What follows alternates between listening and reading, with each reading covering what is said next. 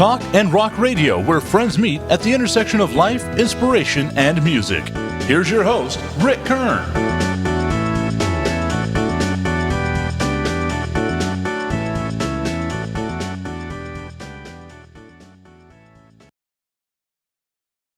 Welcome, everyone, to Talk and Rock Radio. Today, I have a longtime friend who was an El Paso teenage DJ, fellow drummer, and now a converted desert rat to a Florida beach bum. Welcome, Deluxe. one of El Paso's border legends, Johnny Thompson. How are you, man? Fine, buddy. How are you doing? You mentioned the beach. I was there earlier, rolling with the flow, ride with the tide. Yeah, I am definitely a beach bum. Well, that must have been a very difficult transition for you, man. 25 years ago when you left our fair city of El Paso. Tell me how difficult that really was to kind of mesh with the group down there. Oh, wow. Well, it wasn't financially, career-wise, it wasn't very smart. As you know, I spent most of my years until I was like 13, 14 in California and Arizona. Fell in love with the ocean when we lived in Santa Monica. And whenever I had the money, and sometimes didn't have the money, I just take off and go to the beach or go to England. And so I decided at 50 years old, I wanted to live by the ocean. And so my first choice was up around Seattle, but there's no way I could afford that. And went up there 2 or 3 times. And Larry Bracker and I came to Florida on an NBC convention. And to be honest, it was a 3-day convention. And our first day we went to the convention. The second and third day we were in Cocoa Beach. I mean, Richard Pearson's passed on, so he won't fire either one of us and can't anymore. So anyway, and my sister had already moved to Florida. And so I said, you know what? I kind of like this. And Daytona's I'm in Daytona Beach, and it's kind of bohemian, funky, and I figured out we could live there. So I thought to answer your question, thought we had enough money to last a year. I miscalculated and had enough money to last about 6-7 months, but it worked out. And 25 years later, man, no regrets. I mean, I miss friends, but it was a very difficult decision. And Jim Phillips, who he said, let me get this straight. You're moving to Florida with no job. No, sir. You're just going. Yes, sir. And why did you choose Daytona Beach? And I figured I could afford to live there. I remember when you and Becky when we were hanging with you guys in El Paso, and did you have a place in Ruidoso, or were you going to get one, or what? I remember we wanted to, yeah, but we never did. Yeah. I know you had bad allergies, and I think was that another reason for moving to the water? Yeah, to be honest with you, I was sick a lot. Anybody that knew me, I was in, there all the time, and then the cancer popped up and all that kind of stuff. So that was a big part of it, huge part of it. And matter of fact, I was in an allergist doctor's office. I said, I feel pretty good on the beach. And he looked at me kind of like, stupid. Everybody does. Yeah, it's not just in the air, it's in the water also. Yeah. You have to be in a really, really horrible mood to be in a bad mood walking on the beach. I mean, it's almost impossible. So but anyway, 25 years later, here we are, you and me. Yeah, well, it's really good to be talking with you today, man. We go back a long way. We go back so far that I can't even remember the details, how you and I, how we met. I do remember your house very well. I remember we lived either 3 or 4 blocks away. These were not true blocks. These were small blocks there between Hunter and Half Moon where I lived. But yeah, it was, they were fun days. I remember so many things that you and I shared. First of all, a passion for music, and you really milked it for a lot more than one would expect. You not only loved the music, but and was a DJ at an early age, but she also became a drummer. So Yeah. so I knew there was a lot of hope for you once you became a drummer. Also, Yeah. Yeah. We, yeah. Thanks for saying that. No, Well, no, they we always said had, that the guys, the drummers, always get the girls, right? well, we're quiet, shy, and bashful, and we sit in the back, and what can we say? But yeah, no, I mean, for those who don't know, in the lower, we came back to El Paso. I was born there and went to the first grade there. Then the rest of the time, grade school years was Phoenix and California. So we came back when I was 13 or 14, and that's when we met. And then in that area of where we were, there was just a lot of people. And, I mean, we came back, I think it was a combination of rock and roll was changing, the Beatles, the early 60s, and everybody just wanted to be in the bands. And so in the lower valley, just in our little neighborhood, it was you, me, got Barry Davis, drummer elite. Your brother, Yeah, my brother. He played in country bands, and then who am I missing? Right in our little, Gene Bailey from yeah, yeah, Motivators. yeah, right, yeah, he was right there. And so I think, and then Johnny Perez. I mean, there were just a lot of people playing music, and it was exciting. I mean, and there were a lot of really good. I mean, Chicorelli guys like that, man. Those guys were, And then you got Jim Reese, and I mean, you could go on and on and on. Yeah. So, Well, and what people don't know is Rick and I, there was a group called the Basic Sound, which wasn't really a group. and you tell the story how it works, because I mean, yeah. Well, it started out as a group. I met Gail Hageman in the music department at UTEP. In the choral department, actually choral, and then Dick Greco, the keyboard player, he was in the music department studying keys and vocal. Yeah, great player. And and then myself and the three of us were talking one day, and we said, hey, we got bass, keyboard, drums. Why don't we form a group? And next thing we know, Jim Reese from the Bobby Fuller Four had come back to El Paso from LA after the demise of losing Bobby, and he joined our group, and so that was the core of the Basic Sound. We were together for 3 to 4 years, I know that, and it was the best gig ever for me because I was playing 6 nights a week with the Basic Sound. And going to college, and it was just perfect. I had my own apartment, after my first, I think my first year I moved into this apartment, and it was really, really neat. And then from there it kind of morphed into some other things. Gail Hageman was really good at keeping his foot in the door of all of the active venues in El Paso that were, that had groups playing there.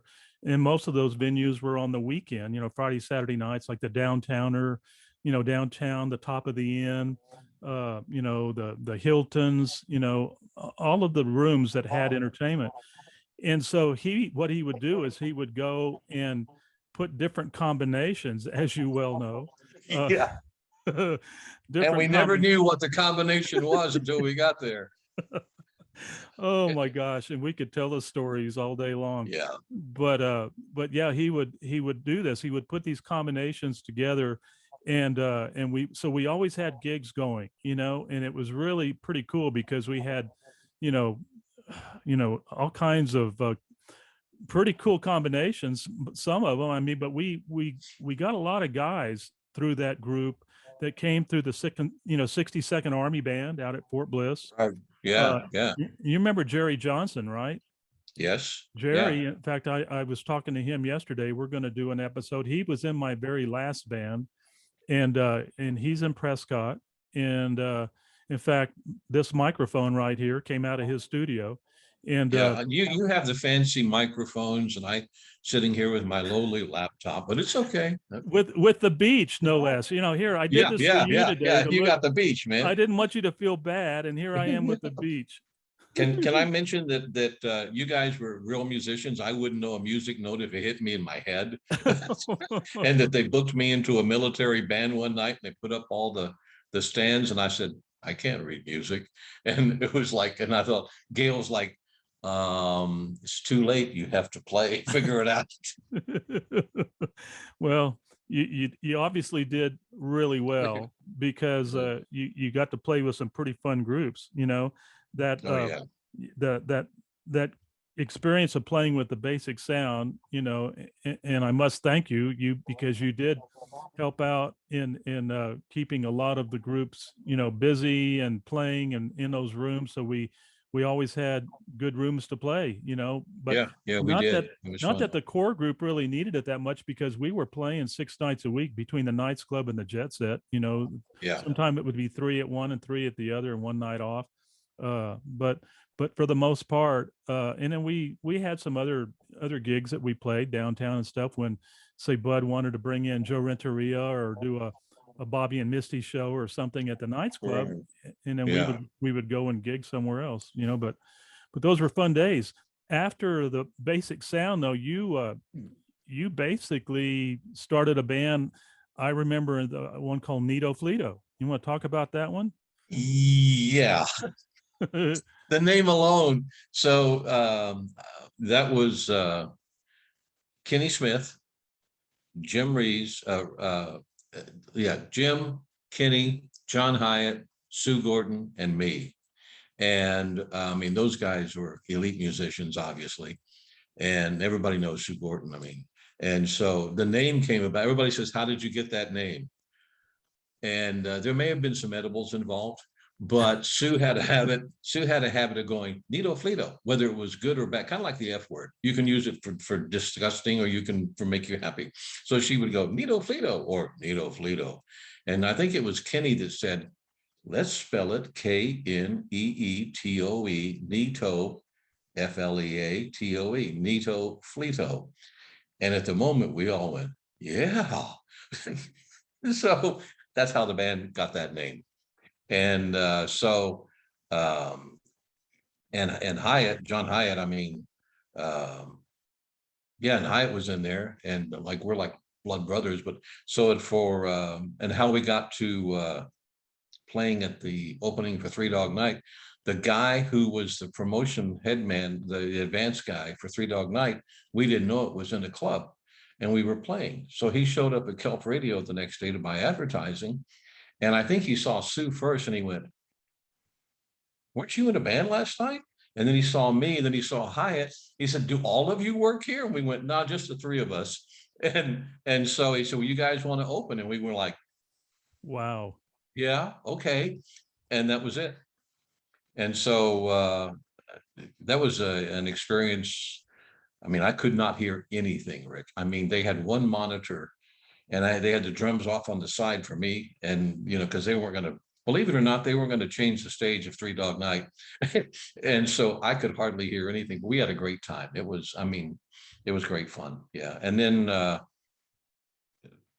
like I said, Hyatt moved, I think John Hyatt moved on to management and big time markets, and Rich Shornay played with us for a while too. And so it was great fun. Yeah.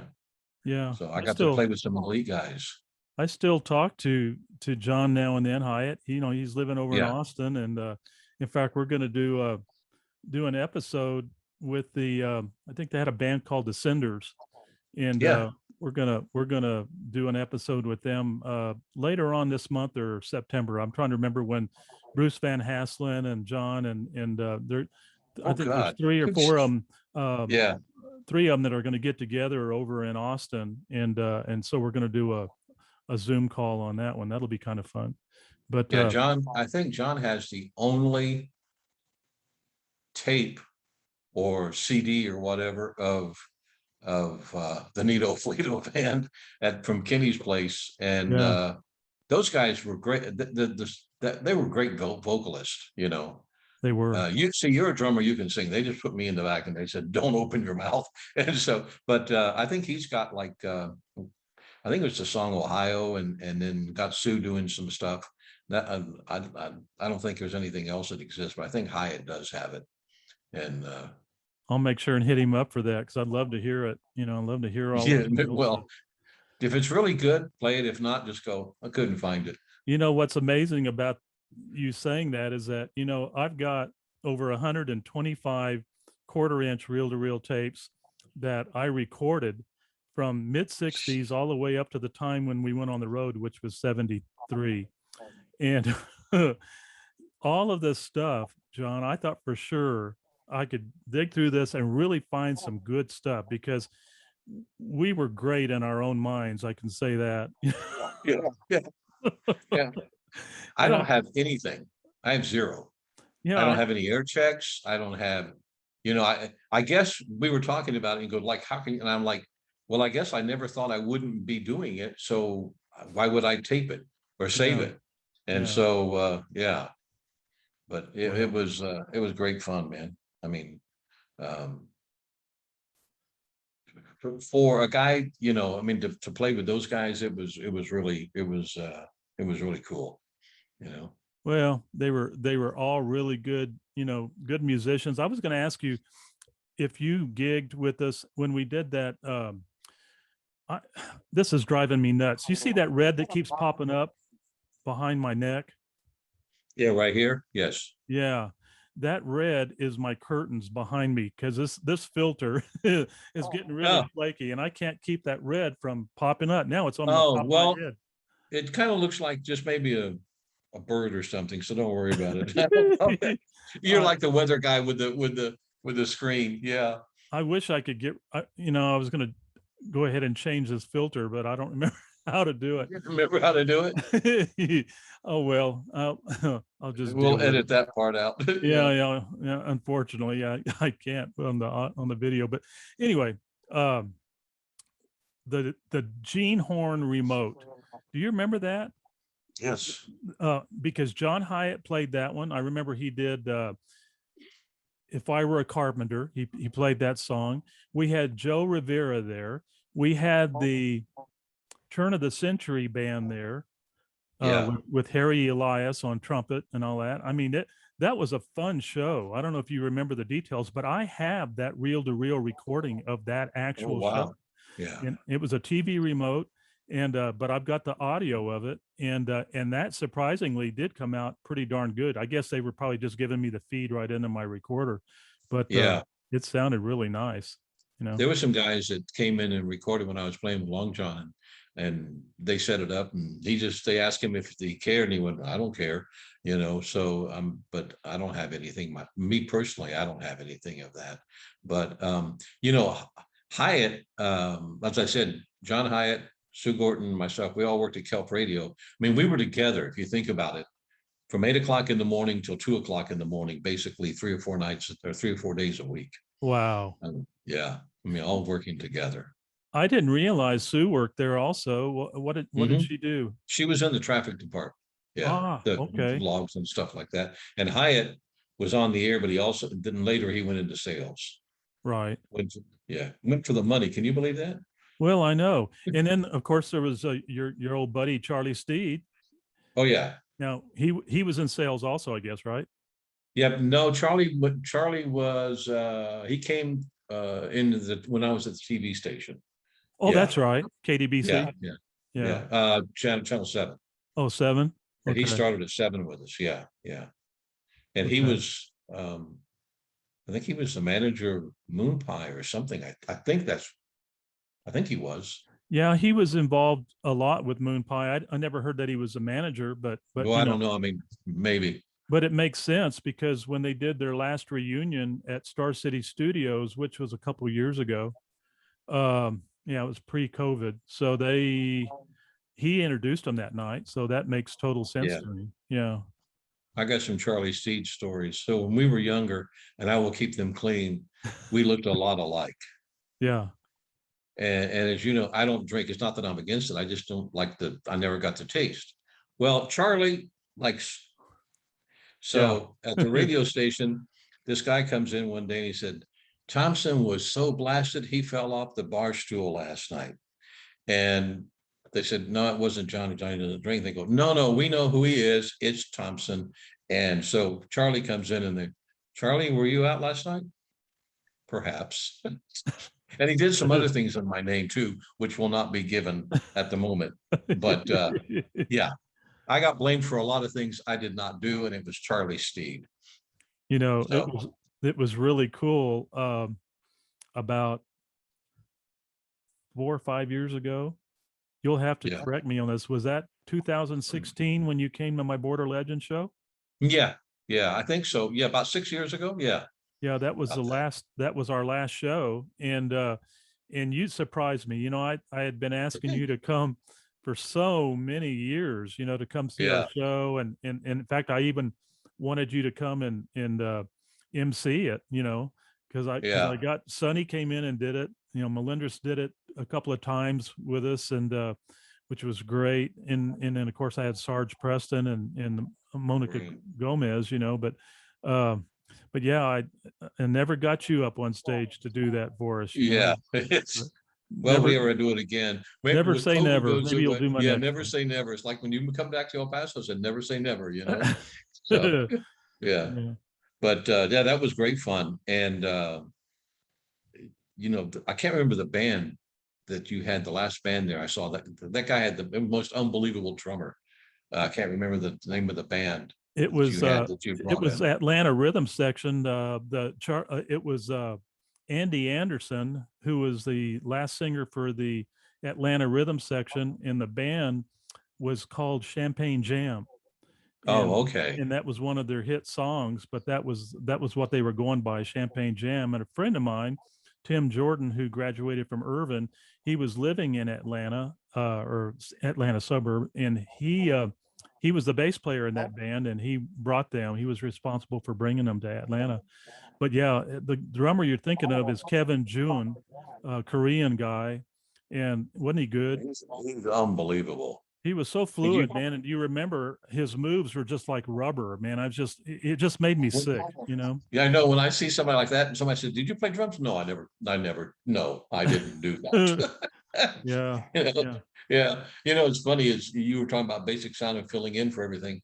For a while, in between Nito Flito and Long John, I was became, I guess, the fill-in guy for a lot of different, and I never belonged to a country band, but I played in a couple of country bands. And Rick asked me to remember one of the wildest moments playing, and so crap, I can't remember. I think it was somewhere, I think Frank Dove or Don Darnell, somewhere between Cruces and Elephant Butte, there was this club.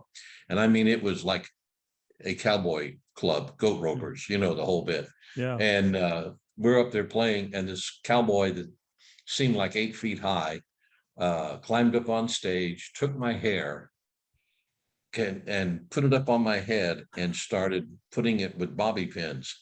And the guitar player leans over and he said, be cool, man, be cool. We will get killed. Be cool. And so I'm sitting there and I'm like, it's one of the few times I thought, you know what, we may not make it out of here. and fortunately, and then he wanted to hear Okie from Muskogee, so they played that. And after the song, I took the bobby pins out of my hair, went over, and he said, where are you going? I said, I'm gonna give him his bobby pins back. And the Oh guy no. goes, no. And so we went over and I met him, and he said, that was great fun, wasn't it? And I said, yes, sir, it was great fun. Made a friend. But yeah, that was one of the few times, because you asked, I said, when have you ever been like, even being in a club with gunshots? But that was like that guitar player, he knew, I didn't know, I don't remember who it was. He said, we're gonna get killed. Be Wow. nice. Yeah. So that was a scary moment. What a story, man. You know, Yeah. Yeah. back to when you were at KINT, I remember going over to visit you one day. And what was so cool about that station is that between you and Bob Young and Sonny Pete Heinlein. and Pete Heinlein, uh, you four guys basically had that station wrapped around your thumb, didn't you? I mean, you all ran the show. We were kids running a radio station, and yeah, and at the time I left and then Sonny came in, or Sonny was still there, had come in, and I went to work at KSET, believe it or not, for about 2 years. I grew up for about 2 years and wore a tie and beautiful and did voiceover, like Ray Conniff and his orchestra, and they ran them in Became a real Phoenix. suit, right? Yeah, right. Yeah, that didn't last long. But later on, I went back to KINT, and they had the FM by then, and it was religious till noon, and then underground from noon on. And so I called Larry Daniels and Glenn Randall one night, and I said, I think we should, simulcast and go top 40, hybrid top 40, 24 hours a day on the FM. And they said, okay. So I did it that night. Well, the next morning they came in with, what in the hell have you done? I said, well, you told me I could do it. And they said, we didn't tell you you could do it today. And I said, well, you didn't tell me I couldn't. And so they were like, you better be right. You better be right. And fortunately for us, it took off. And then Jim Tabor bought the station and changed it to Kent 98, which was a great marketing deal, and Johnny Kay, and they took it to new heights. But yeah, in the beginning, we were just a bunch of kids running a radio station. Well, I mean, it was a great memory for me, because I could go in there and visit with my friends, and I remember you were great with taking these promo albums, which you would give away. You yeah, didn't want all yeah, of them, but there's one of those that I still have, and it's one of my prized possessions. Who would have ever thought that after all these years that it would be the Bobby Doyle trio with Kenny Rogers. Kenny Rogers was playing bass in the yeah, band, and he's singing songs like "Fly Me to the Moon" and all these old old standards. You know, yeah. quite a far cry from "Something's Burning." But yeah, it was really it's a cool We album. had that radio station, well, all of them really in El Paso, Kelp and KINT. There's stories that some you will never tell, and some that you could tell. But Yeah. yeah, it was a great time. And also the market, I mean, the audience, the listeners, I think really enjoyed it, because I mean, it was a reflective of the city, Yeah. bar none, and so we had a great time. It was cool. Now, didn't you go to KDBC also at one time? Yeah, I did TV weather too, you Right. know. Yeah. How much? Yeah, I'll do it. I have responsibilities and I need to make money. Yeah, Because I have kids. yeah, I was thinking that was around the time that when Christopher was born and all of that, or Right. Yeah, I was doing weather. Yeah, yeah. And yeah, I was doing, for a while, I was doing out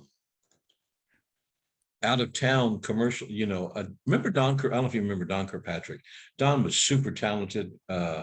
And somehow he got into, I mean, we did local commercials, like voice, we all did for like Dick Poe or whatever.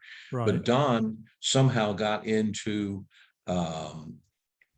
he would write the copy for the big agencies in LA, wherever they were, for the clients, and to make presentations for their clients on a new campaign. Well, then Don would write it and put it together. Then he would call me and I would do the voiceovers. And some were for, believe it or not, Levi, whatever. And then if they liked it, they would do the mock-up. And if the companies liked it, they would take what we did and then, use the union guys and all that kind of stuff. But for a while, we were doing that on the side. And Doug Bowe was letting us come into Kay, which had a great recording studio. And that's where we would do those. And so we were, we got paid $100 or something. We were thrilled to death. But then when they would take our campaign and take it out to wherever the client was and make the presentation, and Don was doing those. So when I was doing it with him, it was cool. yeah, pretty It was cool. something that nobody even knew we did it. I mean, locally, it was just, I was trying to think. The one we did for Levi was I don't even know if I can do it anymore. The word the Levi 501 jeans, but the audio logo, you had to go down, boom, boom. It's like Levi 501 jeans. And you had to do that. And then so that was, and a guy named Paul Freeze, I think, was the guy they used in San Francisco. Oh, And they put it together. So, and Don did all that. I mean, that was his idea anyway. Yeah. speaking of jeans, El Paso was always between the boots and the jeans. It seemed like we were kind of like the capital of both of those for many years. And in fact, Sharon was telling me a little while ago that the uh, the U.S. Olympic team right now is wearing jeans from, or at least yesterday in the beginning part of it, in the parade thing, they're wearing jeans that were manufactured right here in El Paso recently. At So, one time, I think El Paso was the largest clothing manufacturer in America. wow. I mean, if you think about it, you had Ferry, you had Billy the Kid, you had, I mean, there To- was like, they were everywhere. Tony And Lama, then, yeah, yeah, and then Levi was there, I think Wrangler, and then yeah, they farmed them out to other countries around the world. But yeah, I mean, it was massive. El Paso, um, you've heard me say this before, and it's not negative in any way. El Paso is really an island surrounded by sand. And so business wise, if you don't want to buy, I mean, now of course you've got, the you can buy it online, but think about it. If somebody said back in the day, Johnny, you can have a car dealership anywhere in America, I'd say El Paso. And because where are they going to go? Going to drive to Albuquerque? You're going to drive to Tucson? You're going to drive to Midland, Odessa? right. Hell no. And so, and we had where I'm going with this is we had the highest volume per square foot. I'm going way back here. I think per square foot, I think El Paso had the highest volume. Payless Shoe Stores, Sam's Club. I want to say Best Buy in the beginning. I'm talking sales per square foot. Because if you think about it, you had not only El Paso, you had, when I say El Paso, I'm including Juarez, Cruces, then you had all the military that they don't even think about, and they're all buying. So El Paso market was unbelievable for commercial sales. And so, yeah, and so with that came the growth of the advertising, No. Back when you and were the working, clubs, and the oh yeah, clubs. and the clubs. I mean, yeah, not anymore, but back in the day. Yeah. What when you were at KINT, I know back in those days, it was very common that the different recording artists and everybody were wanting to get airplay. Do you Mhm. recall any of the promoters and people coming in and knocking on you all's door to get you guys to play their songs? Did you run into a lot of that back in that era? Yeah, yeah. I mean, there were, matter of fact, well, he just passed away, Don Sundin, who was Donnie Dare on the air at Kelp, Oh yeah, Lee Arbuckle, oh God, I can't think of a lot of them there. Well, the guy that was the promoter of the label with the Doors, Rich Linnell, they would come in to answer your question. Yeah, they'd come in town, try to get you to listen to the new stuff and to add it. Especially if you were a Billboard reporting station, a Gavin reporting station, and a radio and records reporting station, it was super important to be on those, for that station to add it. And so add the record.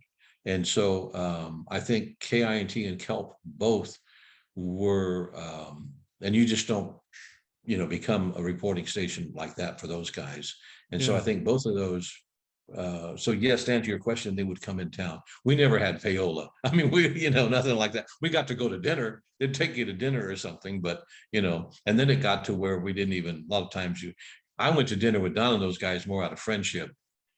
You know what I mean?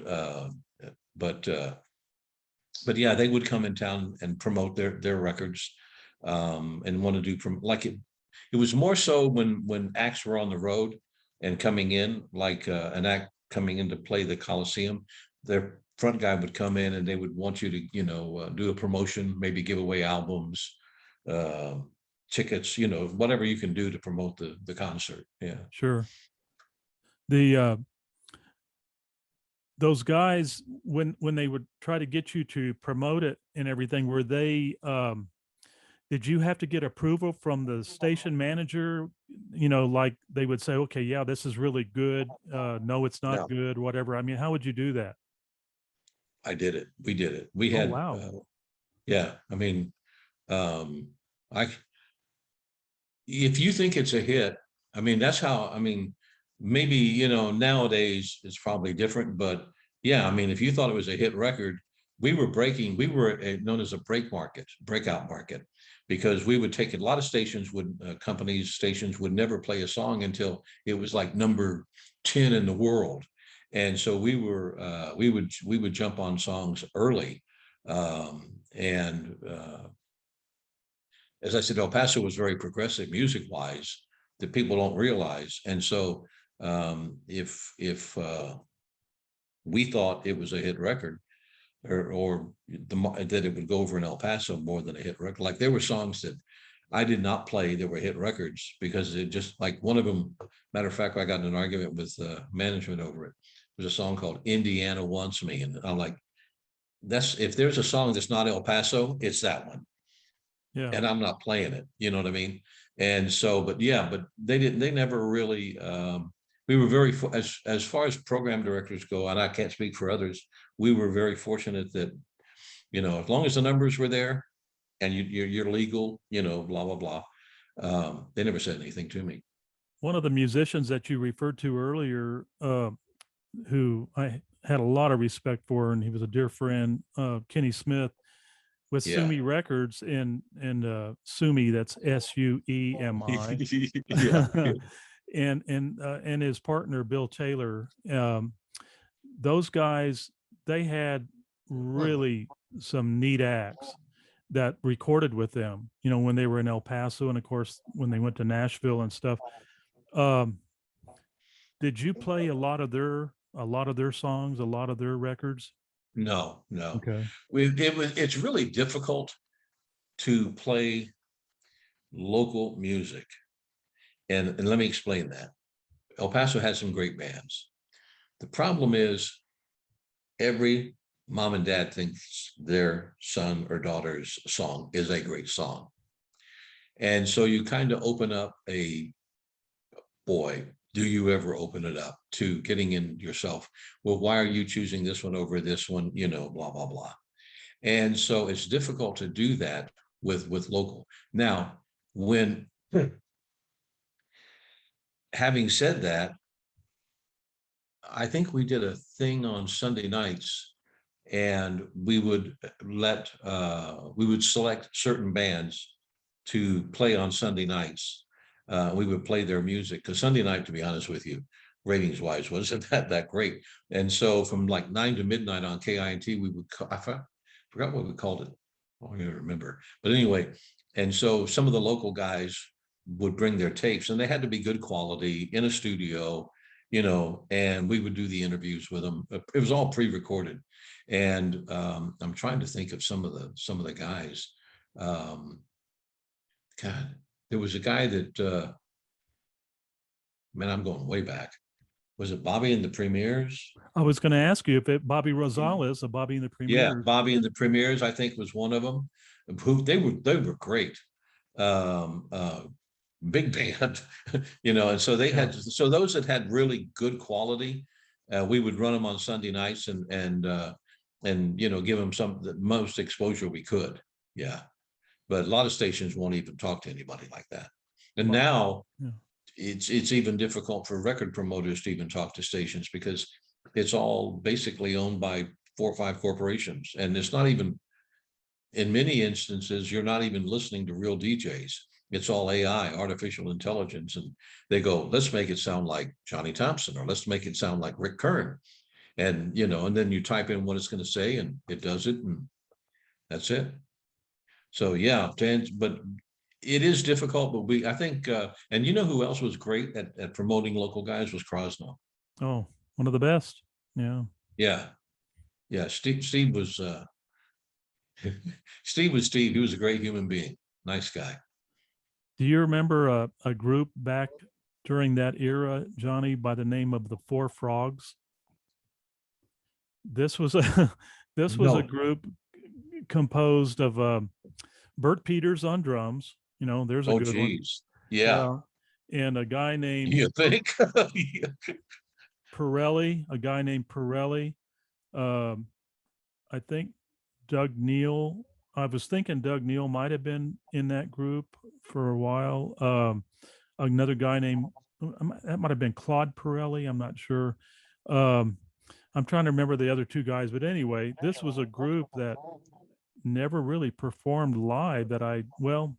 Bill Withers was another guy that was in that group. He played keyboards, and I think he did tell me they did play some gigs, but they recorded on Frog's Death, which was Crosno's label Yeah, yeah. out of Las Cruces. And I was just curious if you ever got to see that band or hear them. I did No. I did a talk at the Museum of the Horse in Ruidoso. Oh gosh, 10 or 11 years ago. And basically it was a talk on Norman Petty Studios, El Paso, the El Paso, West Texas sound. We covered Right. Yeah. a lot of the bands, Sojourners, Bobby Fuller, Long John, all of that. And it was kind of a PowerPoint slash talk by me and a Q&A that people could, throw at me. And it ended up being pretty cool, but I played the Frog's Death uh, version of a couple of their songs that I was just telling you about, the Four Frogs. They just came up with that name. I don't know where they ever came up with that Kind of name. like Uniflito. I think they were doing some edibles Yeah, or something when yeah, they did had that. some edibles also. Yeah, that's a good name. Yeah, but what I was going to say about that group is that it was just one of those groups that you would think you were listening to Dick Dale or somebody reincarnated, that there it was a surf sound and it was so good. I mean, it Yeah. wasn't like a lot of the bands that we heard in those days. In El Paso had a bunch of them. We had the Ponds, we had a lot of really good surf groups, but this one, to be just a group that was thrown together, it's still one of my all-time favorites, man. I'll have to send you a clip of their stuff. It's really good. Cosmo may have had him on his show. He would have bands on his TV show. He And may so have. I got to tell you a quick funny on Crosno. So he would do these dances, and we had gone down somewhere in the lower valley. I can't remember where we were. And there was this kid following him around, and he would go, "Hey, Crosno." It wasn't Crosno. He'd go, "Hey, Crosno, dame un dime. Crosno, give me a dime, man. Crosno." And all night long. So the next day I went in and I pre-recorded, "Hey, Crosno, dame un dime. Crosno, give me a dime." Just like this kid. And so, we put him on the front of every commercial on Steve's show that day. We took those commercials, we found them all, got them all, and put that in the beginning. Crosno lost it. He could not, he laughed until he couldn't laugh. And then he kept it. He always had his bits, and that was one of his bits all the time, but then nobody knew, but it was me. Oh, But how it was, funny. That's too yeah. funny. And this kid, he couldn't say Crosno. He couldn't say it. And so in the staff, everybody called him Crosno. And so it was really funny. And Steve loved it, and that he would use it, on his bits on the air. And so yeah, then but I think his name was probably mispronounced more than anybody's, you know. And sometimes and those kids, I got to tell you, those kids loved him. I mean, absolutely. It wasn't like him. They loved him. When he showed up at those dances, they couldn't have been better if it had been the Beatles, you Wow. know. I mean, those kids loved him, and he loved them. It was great. That's why his numbers were through the roof. Oh, he was incredible, man. He was an incredible human being. He really cared. You were talking about the AI a little while ago. The lack of human element. Back in the day May I cross? No. when Yeah. you had people, like Crosno, man. I mean, he was such a loving guy. Everybody liked him. He had a great show. He was a salesman like nobody's business. He had gimmicks. He did it. He milked it, and he knew how to do it very well. You know. Yeah, he's the one. He's how I got back to kelp when I was at K-State. He called me and he goes, typical. What are you doing? Yeah. What are you doing over there? And I said, well, he goes, don't you have a first? And I said, yeah. He says, want to come do mornings? Because Charlie and Russell had left to go to K. And so they had an opening for morning drive. And back in the day, you had to have a FCC first class license if they were directional or certain power. So kelp was directional during certain times in morning and afternoon drive, depending on the time of the year, sunset, all that garbage. He said, don't you have a first? And I said, yeah. And he said, want to do mornings? And so that's how I got back to kelp. Oh wow. Yeah. He called, and so I got another $100. Man, you were rolling in it. Oh yeah, I was rich. Did you ever get to know Johnny Fairchild very well? Johnny Fairchild? Yeah. No, my dad worked at kelp. It was in the 50s when he Yeah. was there, I think, with Sonny Knight and Chuck Bloor. God, I mean, I was like 8, 9, 10 years old. I met him, but I wouldn't say I got to know him. No. Well, But he had the Key Club in El Paso, right. and I Oh, can't sorry. say that I ever went there. I don't think I ever visited the Key Club. Not the Key In Club. Shelmont. Yeah. Shelmont. Well, no, not the Key Club. It was called, or was it? No, Johnny Fairchild's. Yeah, Johnny Fairchild's Key Club, and it was somewhere in Alameda. I didn't know if it was there in Shelmont. I know For some Ron reason, Gor- I think Shelmont, but Yeah, well, Ron Gorton and them, they had their international club there in the Loretto Shopping Center, right next yeah, to maybe Shelmont. it was Loretto. We could have been. Yeah, I don't remember, but yeah, Yeah, the Key Club, Johnny. I mean, I met him, but I didn't know him. I think there was a guy named Bernard Tanchester was a promoter of clubs too I back then. remember that name, Bernie Yeah, Tanchester. Yeah, yeah. And he would rent little deals, and he would hire the DJ to go out and, hey, we're here, and then get a local band and do it that way. yeah. Yeah. Well, and you were talking earlier, when you said Bernie, I was thinking of Bernie Bracker. Larry. My Yeah. and Larry, of course. Larry just lived like one block away from me. Before we lost him, but he another great guy. Bernie Bracker and my dad were good buddies. They were in the Elmida Shrine together. Oh, really? I And didn't I know remember that. Bernie Bracker being he loved to dive. He was a diver. I'm talking about from a Oh, tall really? diving board into the water. So Yeah. yeah. No, I know they were skiers, and Bracker was a big skier. Larry, I think, grew up behind Lakeside Shopping Center. Oh, okay. I think they Yeah. lived over there. Yeah. And but I didn't know that. I knew they were skiers for sure, Yeah. you know. And but yeah, Larry was one of a kind. Yeah. He was. I remember when it was Moon Pie. Was it Moon Pie or Rod Crosby? Might have been Rod Crosby playing at the Lancers out here on the east side. I think it was might have been an Eastwood High School reunion, I think. And I remember seeing Larry Bracker there that night. And of course, he always loved our Border Legend show. When we did the one, I remember when we did number 3 back at the Lancers Club. He might have been at the first one in 2009, but I know in 2011 he had a big presence there that night. Everybody knew him. He just yeah, one of He those guys. personality deluxe. Yeah, Yeah, he was. Yeah, there was Bracker, and you just say Bracker, and you go, yep.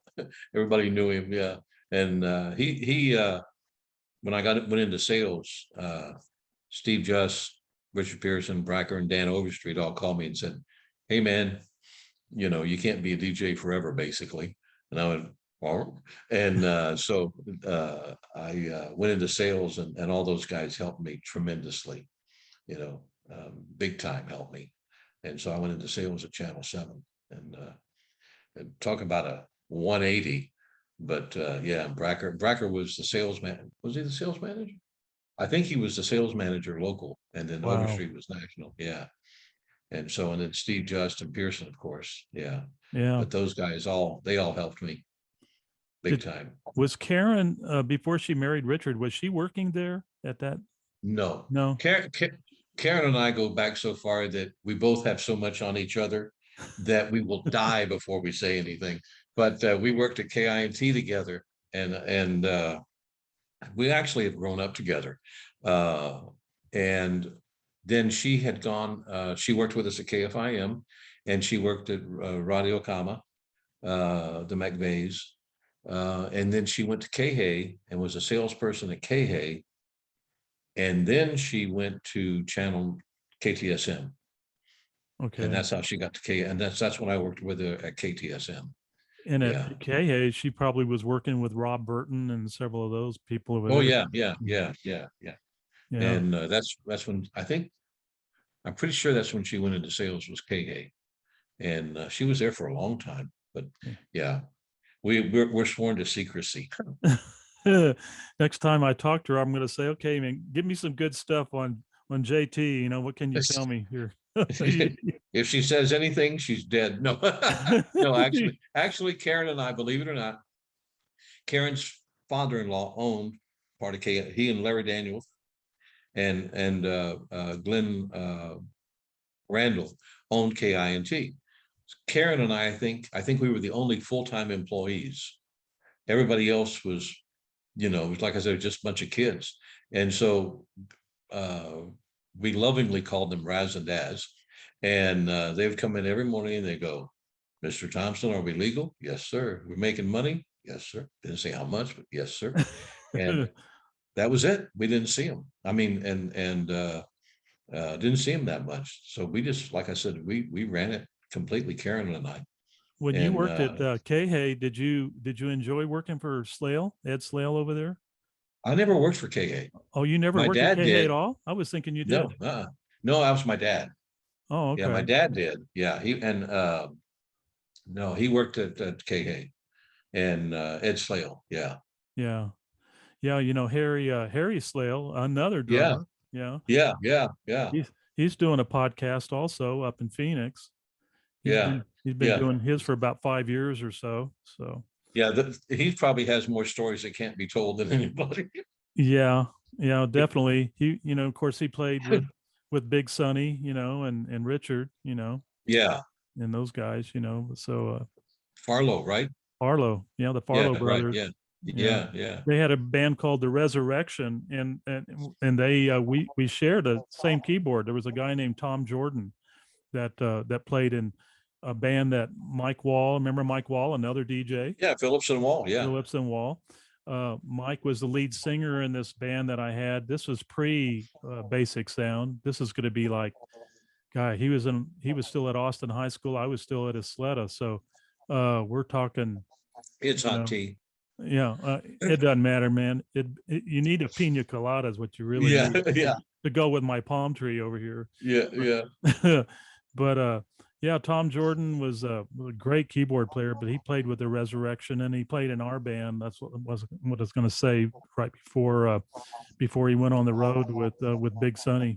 But are you keeping in touch with any of your old bandmates, man? Any of the old ones? I mean, Facebook. I was a late bloomer on Facebook, so yeah, like Sue Gorton's on there, and a lot of radio people are on there. Libby Zabriskie, Tom Novak, Bill Price, all those guys.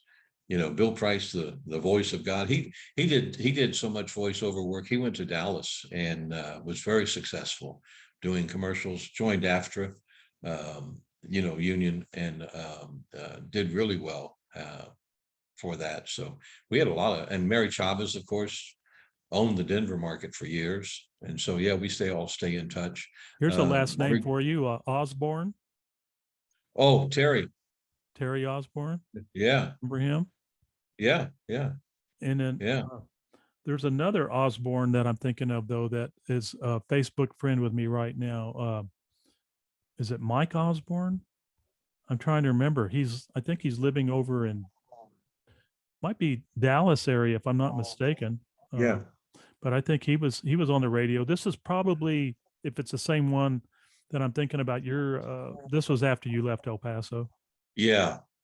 Yeah. We stay in touch. I mean, I think Facebook is, you know, it's kind of cool in that aspect. And, it's kind of like, damn, you're still alive, I know. and, and regrettably, guys like, uh, I mean, I played with Don Darnell that, I filled in, and Don died in a plane crash, regrettably, in the country, the one that we almost got killed playing. And then, of course, John's gone and Art Lewis is gone, which is, and so a lot of guys, Jack Woodbury, I mean, and I got to tell you, so I can't remember. We needed a bass player, and believe it or not, when I was playing with John, Frankie Sotelo was rhythm, Art Lewis sax, Jack Woodbury filled in on bass, me and John. And that was Wow. for about 2 months. Yeah. And then Rich Jornet played with us also once in a while. Yeah, he played with us for quite a while. Yeah. So, What a and lineup, then, man. What a lineup. oh, yeah. Yeah. Everybody asked me how I got to play with Long John. So, because it was a dream of all of us, you know what I mean? Growing up, going to the lobby. So, I don't know if you remember Jack Watkins. He played bass, and he was another Lower Valley guy, lived right behind us on North Loop. And he And left for a El long Paso for the big time too, didn't he? I think. He went to California. Yeah, I lost track. I mean, strongest man I've ever known in my life. Yeah. I mean, his arms were the size of my legs. I mean, You and needed him so that night when that cowboy was yeah, picking I on you. did. Yeah, I did. You'd have probably killed him. But so Jack calls me, Watkins, and he goes, "Hey man, Long John needs a bass player and a drummer to fill in tonight." And I'm like, "Really?" And he goes, "Yeah." They said so. We went to the King's X. This was when John first went to the King's X, I guess. And we set up. And he walks in, John comes in, and we played half of 2 songs. And he goes, "Okay, we start at 9. All right." So we're like, we're grinning from ear to ear, man. And so we played that night. And he said, and so one was for 2 nights. And so we're like tearing down. He goes, and the first night he goes, "I want you to play." He said, "I want you to play." Okay, right. So we're breaking down the next night. And he goes, "What are you doing?" I said, "You said for 2 nights." He said, "No, I said, I want you to play." And Jack goes, "You mean like all the time?" And so that started my journey with John for about almost 5 years, I guess, or so playing. And then Jack played with us for a long time. And then he went to California. And then Russell Rand played bass with us for a while, Fast Fingers Russell, and whose dad was Herb Rand, chief engineer at KHA and And KSAT. I worked with, remember in the Lions Club, the downtown Lions Club. Yeah. We would always do that on Easter sunrise service at McKelligan Canyon. I would always work with Herb Rand, on the tech end. He would always Yeah. work with me to get the feed to off the stage for that show because I was one Oh, of the really? feed Yeah. chairmen. He was Yeah, he was a great guy. great Yeah. guy. And Russell, I mean, we just called him Speed Fingers Bass. I mean, he was just Speed Fingers, fast Russell Rand. And so and that's how when Russell left, uh when Jack Woodbury filled in until I can't remember who. John hired a guy once. Um I mean, I can't remember the guy's name. If you see this, I apologize in advance. But he would count off in the break. We do breaks and stuff, and he would count, and it threw everybody off because none of us did that. It was just you either you feel it or you don't, Right. and he was throwing everybody off, and John says, "Can you like not do it out loud?" And so he started doing it with his foot, threw us off completely, and he didn't last long. But and if you see this dude, I'm sorry, but yeah, yeah, and it just threw everybody off because um, yeah, we just didn't play that way. When you played at the King's X with Long John, was that starting around 83 or somewhere in there? Oh God, I don't remember. Rick, I don't remember. Eight. Yeah. Yeah, early. I played in the early '70s, and yeah, and then we would play King's X, I guess, was our base, and then we played you know, a lot of different clubs around, and then or special events, uh, like I told you, like a Bixfield, um, things like that. I mean, wherever they were, you know, and so most of the time, but the X was the base for Long John. Yeah. I Nice guy. Crosby and I both went to the last time that Long John played. He came in from Phoenix. The person that put this show together was Donna Pence. You remember Donna? Yeah, yeah. I was in love with her. She doesn't Well, know that. She doesn't now. She does.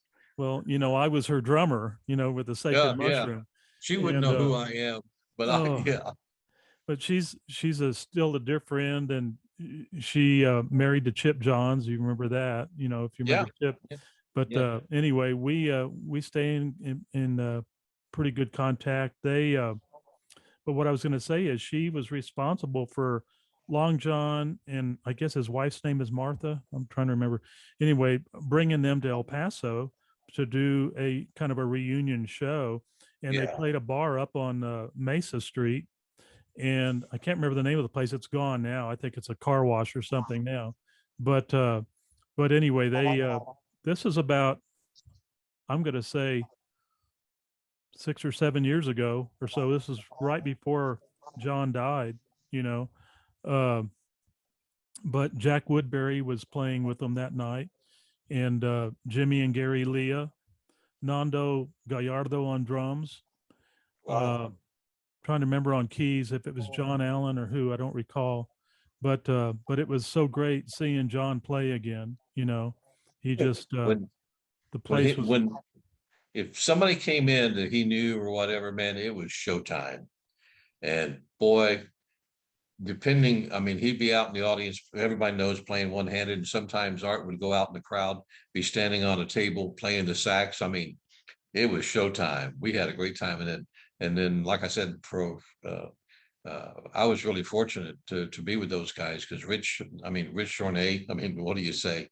And then Frankie Sotelo played with us for a long time, and then Arthur, and then on bass, um, uh, for the longest time, was Jack Watkins and Russell, and that kind of stuff. But yeah, it was great fun. Yeah, Yeah, I mean, Frank my mom Sotelo. made John a birthday cake in the shape of a guitar for his Yeah. 50th birthday.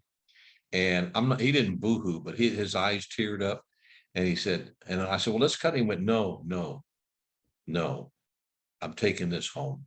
And he gave my mom a big bear hug, and he said, I just don't know what to say. He said, the shape of a guitar. He was thrilled. And yeah, for his 50th birthday. That shows you how long ago that was.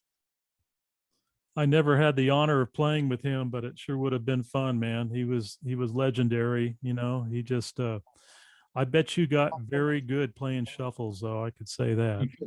Yeah, yeah, yeah, yeah. We were talking about it, and I mean, like I said, I wouldn't. I'm not lying. I wouldn't know a musical note if it hit me in the head, and I'm left-handed. And Barry Davis was down there, and he was, dating my sister, and he would show me some stuff, and so I played on a right-handed set, but it never clicked for me really until I bought Barry's old double bass drums. And so my feet would be playing left and my hands are playing right. And if I tried to change it, I couldn't. You know what I mean? It just happened. And so yeah, playing John with the shuffle, you can do it with both feet. And so yeah, but it was great fun, man. As a matter of fact, Frankie Sotelo named me Thunderfeet. Well, you did something that I never did. I even studied a little bit with Louis Belson, who was the founding drummer of the double bass. Yeah. And when we were out in LA, I had the fortunate opportunity of working with him and Ed Shaughnessy. And Well, that's because you played correctly professionally with lessons, as opposed to, I think maybe I can do that. I bluffed a lot of people, man. Let's just say, but I put a No, lot I'm of good not with people around me, man, and it made my job that much easier. you. But those were great times, and I never even sat down behind a kit with two bass drums. I figured, no, I got my work enough. Just kicking one. I don't need two of them. No, man, it was like to me, it was night and day, you know. And Danny McDaniel, Danny Lucas, Danny McDaniel, and Yeah. his and I bought Barry's old set, and it was just like, and I had, you know, double hi-hats. It just, it just, I remember, I mean, not to even say I was anywhere near the category. I remember Ringo Starr, because somebody said, why don't you? He says, I don't know how to do that. And that's me. They'd say, do that. I said, I don't know how to do that. Like, can you do a 4-4-3-2? And I'm like, I have no idea what you're talking about. Give me a bass run, we're done. Yeah. But yeah, and so I remember him being interviewed, and he was saying, well, I'm left-handed.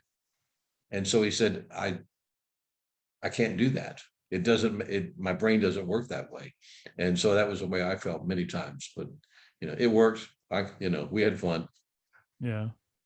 Well, that's cool. You have any more drums? You still got them? No, man, I sold my drums when uh When the $100 quit coming, right? yeah. No, what happened was I was playing drums at night, doing mornings on the radio.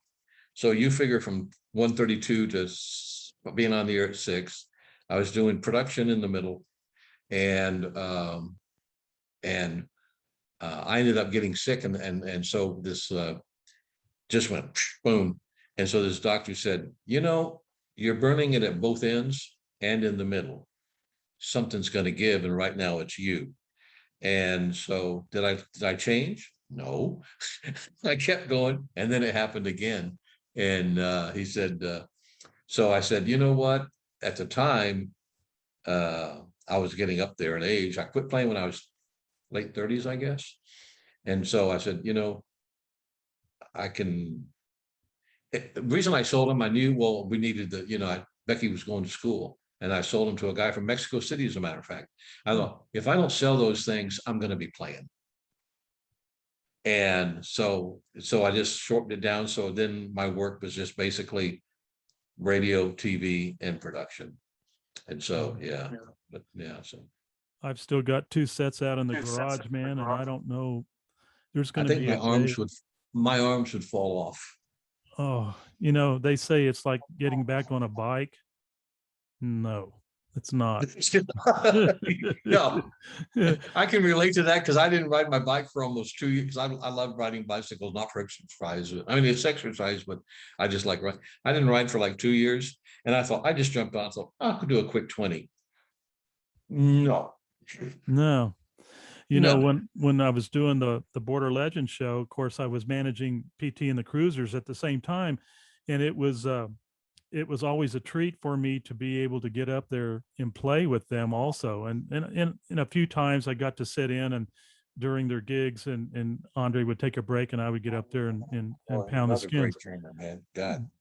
But what's really a true joy is to play with those musicians, with the likes of Andre, because he's one of my all-time favorite drummers, and Yeah. he's still a dear friend, lives in El Paso still, and married to Patty, a PT, Patty Tiscadena. Oh, I didn't know that. Okay. Yeah, they married several years ago, like 6 or so years ago now, 6 or 7 years, but they've dated a long time before that, but they're really just great musicians.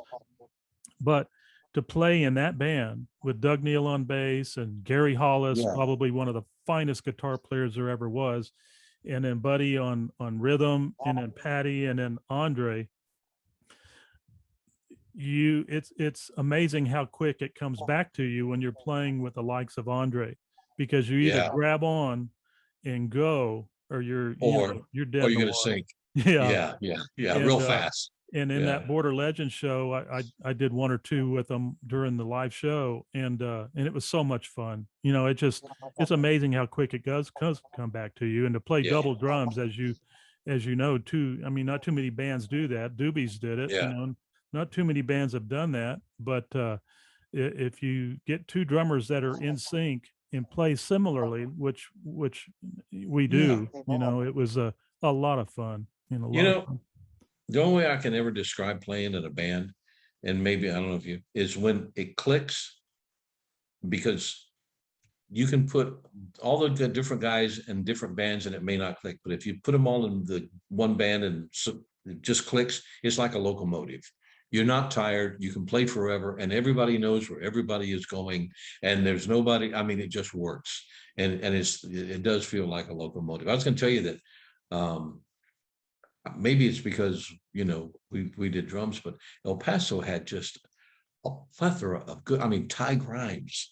I mean, geez, there were some great drummers coming out of that city. And I don't know, maybe, you know, I mean, guitar guys, I mean, there were some, but I mean, it just seemed like, you know, maybe because we did it, that there were so many great drummers in El Paso. Larry Thompson, another Yeah. great drummer, man. Uh, David Rutledge. Well, David Rutledge still plays Yeah. great, man. You know, I Does he mean, really? And I know that Ty plays in Dallas almost every night. no, in Austin. I mean, is it Austin? I thought it was Yeah. Dallas. Oh, okay. He Okay. lives in Austin. Yeah. Okay. But no, they're no, he's Larry Thompson was the drummer before Dalton and them. Yeah, Dalton Powell. I thought, God, I can't forget Dalton. Dalton, I mean, yeah, he's the granddaddy of all of them. He really is. Yeah. He'll hate us saying granddaddy, by the way. Just so you know, you're Well, going to get a phone call. I know. Granddaddy? I started off my episodes of this podcast with Dalton, so you know he knows he knows Yeah. that I know. You know he a lot of people look up to him, man, because he kind of paved Yeah. the way. You know, with the Bobby Fuller Four and you know, Dwayne Quirico, another good drummer. You know, but he wasn't from El Paso. You know, he Yeah.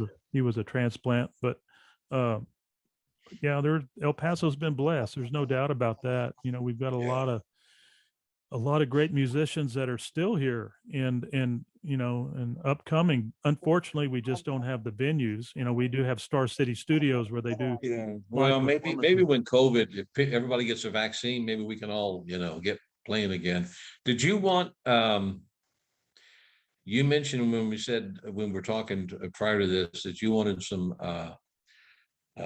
getting in trouble stories and promotions. Do you want me to go real quick on two of them Sure. on the radio? Yeah. You sure? Yeah. You can edit them out. Well, So that's okay if it's not too bad, you know. no. Well, I'm keeping. I'm not going to get. So no, I'm not going to tell those. You and I. No, we're not talking about those. That's for a different show. Yeah, different. Yeah, that's you and me on the telephone. Yeah. No, so anyway, Mr. Kern says to me, "What were the wildest promotions you ever did on the radio?" So, and there was a ton of them, but I will give you two quick ones. One was Dan Overstreet, the sales manager at KFIM, came to us and wanted to do a fundraiser for Jerry's Kids. And we did it in Cruces, and the idea was to sell kisses. And we went, no, we're not going to do it. Not going to do it. And he goes, come on. And the guy that ran the foundation for Jerry's Kids in El Paso was a friend of his. And they said, just, you know, peck on the cheek. Okay. So they decided, so, okay, we'll do it. So it's the rainforest. I don't even know if it's still there in Cruces. And whoever thought it would be a good idea to have half price beer and 92-cent alcohol drinks for 3 hours prior to the kissing event. Oh, no. So yikes. we got up there, and I was, you know, young lady pops up, and you know, I was the lead, I guess. And it was not a kiss on the cheek. It was, you know, like, we have to go outside or stop, you know. And I look across, Rick, and Mary Chavez has a line of guys out the door practically for her. Bill Price has a girl had jumped up and wrapped her legs around his waist, and I'm thinking we're in trouble. And the waitresses started selling kisses. Everybody in the place was selling kisses for Jerry's kids. It turned into, I don't know how we did not get thrown in jail for an orgy. And Wow. I mean, it got totally out of control. So yeah, there you go. That was a wild promotion. Yeah. That's cool. And well, depending, yeah. But yeah, Jerry's kids made a lot of money, man. I was But going to say, yeah, did you get a nice letter from Jerry for that one? no, that's one of those things that just, the idea was bad in the beginning and it got worse during the night. And but it was a lot of, looking back on it, it's one of those things that radio would never do today. Can you imagine? I mean, it just wouldn't happen. Yeah. Yeah. And yeah. So that was probably the wildest, out of control that I can talk about. Yeah. And what was the other story? You said you had a couple. Oh, this one, everybody says they were at Woodstock, Yeah. right? This is one that no one will say they were ever there. They will deny it. So there was a strip club on Mesa, and they owed the radio station about $4,000, and they couldn't pay, or they wouldn't want to pay. So they said, again, it was Overstreet, come to think of it, came up with the idea, we'll do a trade out, and we'll invite some media people, for free drinks, blah, blah, blah. And somehow the word got out, and everybody and their brother was there, male and female. And they were like, the radio station's got free drinks. And I won't mention names, but she's no longer there in El Paso, but there was a lady advertising exec who was in the swing. She had her clothes on. There was a guy from Channel 4 doing an interview, one of the strippers, and he was in no condition to be doing an interview. And I'm like, we're going to get, and Right. And so it started with them owing us 4,000. It ended with us owing them 3,500. You do the spread. Wow. Yeah. And everybody and their brother will deny that they were never there. Yeah. Wow. Yeah. That's good. That's a good one. That's not a station promotion. That was just a legend that really happened. And like I said, no one will ever admit to being there. I can promise you that. And I won't ever say any who was there. Yeah. That's But crazy. it wasn't wild. a station promotion. Yeah. Some Crazy of the things, wild. some of the things you do in this world. Yeah, I really that's a good one. You can though. edit that one out. No, it's okay. No, it's all right. And by the way, before we go, are we getting close to going? Yeah, we are. It's been almost an hour and a half, man. Has but, it you know, really? Oh, good who's- God. who's- Well, you're going to who's- edit out a we're, lot then. No, I'm gonna probably leave most of this because I like it. Well, it's been fun. I have to man. say something. I saw your interview. You know where I'm going with this. I saw your deal with Sonny, and I don't know if I feel left out or jealous, or not really sure how I feel, but I never got to date your wife. I mean, just saying, she's going to kick my butt and yours too. You better take that out. No, man. I love her. She would. She thinks the world of you, man. In fact, it was cool because I was this morning before I jumped out of bed, I was looking on my iPhone of some of the pictures of Border Legends that night when you came, and Oh yeah. And I was hoping to find one with you and Sonny, and was Heinlein there that night, Pete? No. Yeah, he came. I think he came either the year before or either the year before or one before that. Howard Steele was there. Well, Yeah. Howard came to all of them, I think. Did he? Okay. Except for maybe one or two, but yeah, I was trying to find some other pictures that I wanted to put on our show today, but I didn't have them. I was thinking That's all right. Yeah. Yeah, I just when you guys were talking about that, I went, shit, I never got to date Sharon. What the hell? You know? I've got a real good picture of you guys hugging at the show that night, though, if you want me to send Oh, that okay, to that'll work. Yeah. you. She'll kick our butts, man, from Gosh, like, yeah. she's a good gal. She ain't gonna do that, man. No. She was married to a drummer who traveled on the road, and so God, I don't know how let's you leave it at guys did that. You that. know, she And heard she about didn't it, kill and you. She didn't kill you. I think that speaks volumes for your ability to get out of trouble. yeah, yeah. And I'll leave it at that. And not that I was never in trouble. I can guarantee you that. But we won't go Please. there either. Yeah, yeah. Listen, man, it was great. I really appreciate you calling, and I don't know if we entertain people or not, but it was fun. And you know, you look back on all that. I mean, shit, I'm 75 years old, and I think, should I live this long? But it was a good life, man. It really was. It was a great fun. We really did. I mean, I It don't know was a how you good could. life. It was a great life, and life is still good, my friend. I mean, Oh yeah, yeah, look at the palm tree that's supposed to be over on yeah. your Really, side of the show here. Not, yeah, you're sitting in a what should be where I'm at, and I'm sitting where you are. yeah, yeah. It's yeah. I love the beach. I fell in love with it when I was a kid in Santa Monica, and that was it. And like I said, either going back to England or going to the beach, that was whenever I had money, that's what I did. Well, And keep so, dodging the hurricanes and everything, man. I mean, yeah. but I think you're pretty safe where you're at anyway. So Well, hopefully, you never yeah, know. I mean, the way the world's changing, I should worry about you flooding.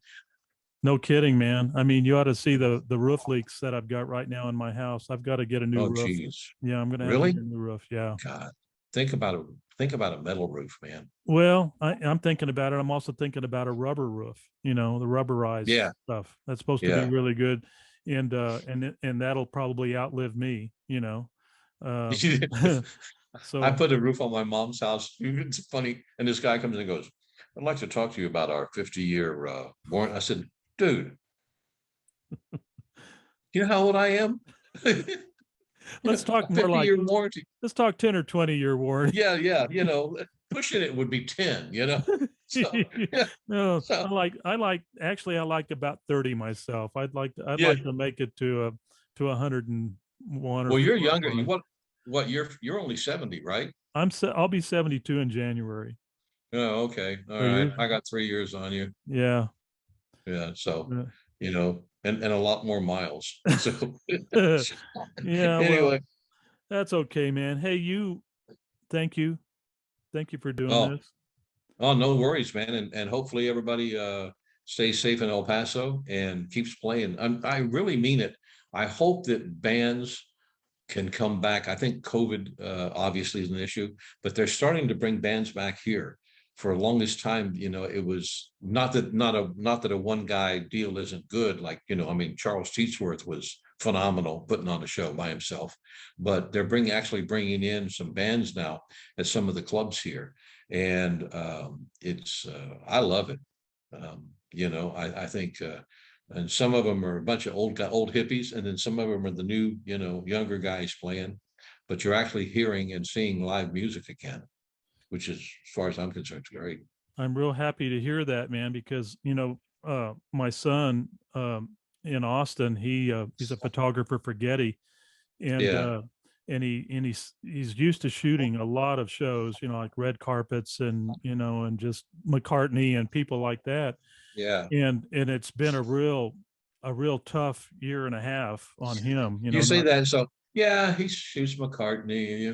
That's a pretty well. big deal, dude. I mean, It that's a is a big big deal. deal, and he worked hard to get there, and he is a very good photographer. I think if Cecil Davis was still around, Yeah, yeah, he would have really liked my son. We're talking about Barry Davis's dad. the Yeah, drummer's dad, and he worked for Berkey out of New York, and he would have loved some of the stuff that's coming out these days. What they're he filmed me doing. my first camera. Yeah. Well, we're proud of what he's done, and I'm glad You to should see be. the show's coming back some, because Yeah, you should be. Yeah. it's really, you got to have the live shows, and got to keep it going. And I'm finally, I don't know, I hope we can keep America safe. There's still some people out there that have their own ways of thinking, and we're starting to Yeah. see the thing spike again. So I'm hoping Yeah. we'll be okay. But- Yeah. All right. Yeah, that would be great, man. All and right. Well, good thoughts. And you're give down there where give. the air is good, so hopefully you're going to be fine. I mean, Yeah, it's look at the wind blowing right now on that palm tree, man. yeah, yeah, It's moving really. the germs away from you. So Yeah, that's it. That's it. Yeah. So, all right. Go give your wife a kiss for me. She is a sweetheart. love you, man. All right. Take care, you too. All Take right. care, buddy. Okay. Bye. We'll see you soon. All right. Bye bye. How do I say good night? Good night. Good night.